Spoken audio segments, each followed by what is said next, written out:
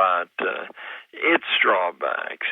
Now, I just read in the last week the criteria for executive hiring in the United States. It was an essay, I believe in Fortune, but it could have been somewhere else, so don't hold me to it, that mathematics isn't among the top 10 characteristics investigated, and the reason for it is, well, it didn't say this, but I know it is, if you have to use in surveying quadratic equations, you learn them in a couple of hours and you never forget them because you're using them. Stuyvesant High School, which is one, two, three in science high schools in the United States, did a study about 20 years ago of the people who graduated with honors in calculus. And what they discovered, to their horror, was that 24 hours after they take the final examination, they barely could pass the same test they got, 99 on before. 48 hours after, they're lucky to get a 25, and 72 hours after, wow, what are these funny marks? It was quite an eye-opener. So many parents are going to know what you're talking about on an intuitive level. They know, but they're scared to not go with the flow.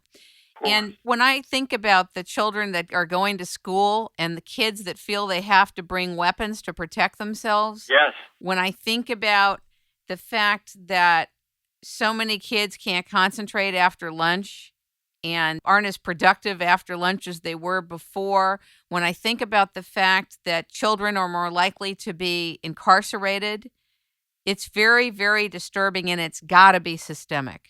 It has to be stopped. The time for excessive politeness is over. These classrooms are psychological hothouses. And learning, even among the kids who have an active appetite for learning, has to be down the list. Self-protection, maybe attracting favorable attention from popular kids, maybe getting a smile from the teacher. There's so many valences at work that militate against falling in love with learning. And yet, you probably know, and as I've gotten older, I know to an extreme degree, if you fall in love with learning, you have the key to a wonderful life, a happy life, an interesting life, even when you're 75 as I am. I can't wait to wake up to start thinking about ideas again. I'm in love with learning, too. Reading some, great mind that allows me it past the defenses on the surface, but kids can't get there easily. Sometimes if their parents are there, they can take a deep breath and get, but I've watched so many kids mutilated in front of my eyes, not just ghetto kids, mutilated because of this psychological hothouse, that I became outraged in the best Machiavellian sense. I said, I'm going to break this thing in a small way and take the boot off the neck of these kids and let them find out who they are. You do that through experience, then through reflection, never through testing, by the way. I'd say to all the young people listening, the only person worth competing against in your life is yourself. And if you do that, you'll always have a worthy opponent. You look at your historical sense, who you were yesterday, and you say, I'm going to exceed that. Well, that challenge never goes away, not even at 75. I'm totally in love with learning. That's one of the reasons that I do what I do. This is one part of what I do. But I think that part of the role or the challenge that parents have is to create a life, to create an environment where their kids can fall in love with learning. The thing that precedes that is your model. Your kids are watching you every second, even when you think they're doing something else. Their greatest teacher is what you do, not what you say. And I don't mean you have to end up as a CEO or with $1 billion in the bank. You just have to be rolling up your sleeves and plunging into I agree life, with you. into new challenges. Yeah. If you do that, your kids are very, very likely will do that too. I totally agree with you. It is about the modeling of it and creating a space for it. But it seems to be interfered with when that is healthy and happening. It seems to be interfered with when they go to formal schooling. It's disrupted, totally disrupted. Right. The Chinese keep secretly inviting me to speak to executives over in China because while they have perfect schools by the Prussian model, they really are, they have this desperate need to steal patents and copyrights from the West because as you do that, the imagination dries up. So they keep asking, well, why are our kids unable to, generate these ideas? And I said, I hate to tell you this. And they keep asking me back. I say the same thing.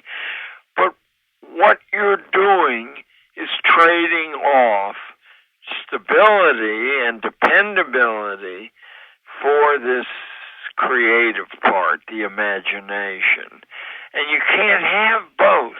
You just can't. Yeah, the imagination and the creative spirit to go along with it, right? Right. Now, the funny thing is that truly imaginative, creative people quickly develop the kind of discipline we all like to see anyway, because it's just more efficient to have it. I mean, I know some people go to drugs and alcohol or whatever, but if you examine the most successful artists in any field, they're the hardest working people of all.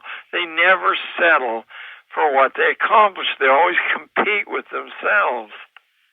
They love learning, and it's a birthright built into our germplasm that I think every kid, without knowing it, has a right to demand. I want to talk about several things. The Bartleby Project. I just got on, what's her name? That dramatic lady with the Hungarian accent. Not to worry. This lady has a blog that's apparently very threatening to news sources because she gets the stuff from the inside and she gets it early. She ran a big article in the last week on the Bartleby Project, so I'm expecting with a little bit of push here and there that it will take off one of these moments. It doesn't have to take off right away.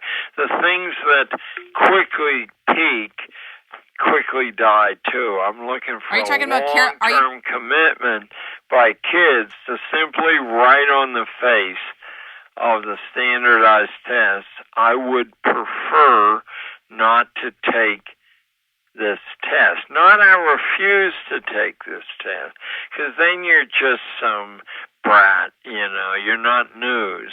But I would prefer not to do that, is from Herman Melville's famous short story that's driven millions of people insane over the years, me included, called Bartleby the Scrivener.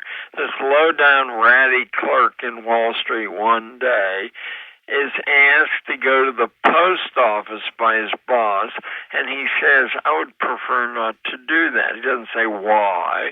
He doesn't shake his fist. He just says that.